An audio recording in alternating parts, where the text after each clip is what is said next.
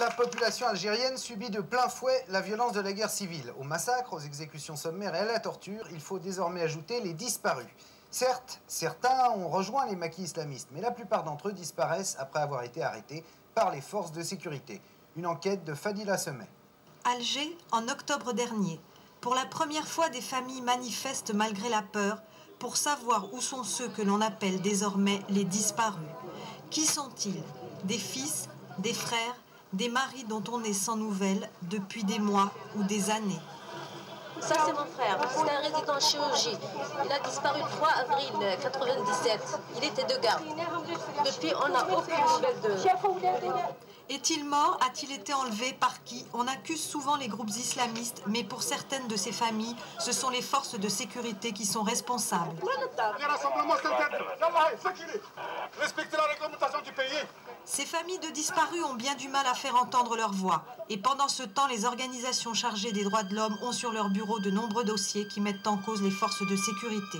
Pour la première fois, nous avons pu consulter un fichier de disparus.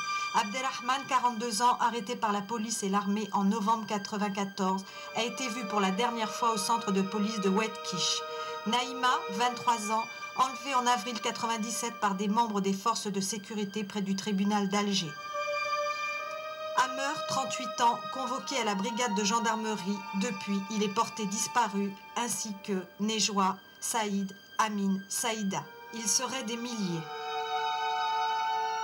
Arrêtés en pleine rue, à la maison, de nuit ou sur leur lieu de travail, souvent les disparus sont tenus au secret dans des centres de détention en dehors de tout cadre légal.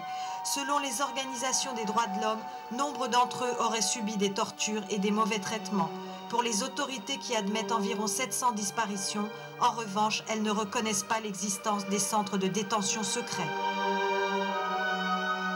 C'est complètement nié par les autorités algériennes. Alors que vous avez beaucoup de témoignages de gens qui sont passés par ces centres de détention secrets et qui vous expliquent les conditions dans lesquelles ils s'y trouvent, avec les tortures et mauvais traitements en particulier qu'ils doivent subir. Comment comptabiliser les disparus? Difficile, le système judiciaire algérien n'en a pas trace. Pourtant, les rapports des organisations internationales des droits de l'homme désignent la responsabilité de l'État. Human Rights Watch estime que dans les cas qui lui ont été soumis, l'implication des forces de sécurité est étayée par de nombreuses preuves, ce qui est le reflet d'une politique de disparition commanditée par l'État en Algérie. Fatima, 63 ans, depuis un an, elle pleure la disparition de son petit-fils Amin.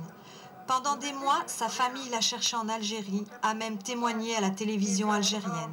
Ces deux femmes racontent le parcours d'une famille dans l'incertitude. J'ai fait des recherches dans les casernes, je vous dis que j'étais à Blida, j'ai fait des recherches plusieurs fois là-bas, et j'ai été à Oran, j'étais de partout, j'étais à Benaknoun, j'étais de partout où il y a je sais où il y a des prisonniers, j'y vais. Est-ce que personne ne pouvait me dire quoi que ce soit? Ne pas savoir, je crois que c'est plus horrible que... Je crois que c'est plus horrible que tout, hein. Ne pas savoir, l'incertitude, espérer le retrouver et puis tout d'un coup avoir peur de le retrouver mort, c'est affreux. Il meurt tous les jours, il reste tous les jours et puis on est là et puis on attend et puis les jours passent et puis on se demande quand ça va se terminer, quoi. Une question que beaucoup d'Algériens se posent sur le dossier des disparus. Nous avons contacté les autorités algériennes, elles n'ont pas donné de réponse à notre demande d'interview. Mais pour Mohamed Tahri, avocat, actuellement en formation à l'ONU et qui a constitué près de 600 dossiers de disparus enlevés par les forces de sécurité, l'analyse est claire. Les arrestations ne se font pas au hasard, elles se font sur la base de listes de personnes qui sont citées soit sur la torture, donc quelqu'un qui cite des voisins, qui cite n'importe qui, et là on arrête ces personnes.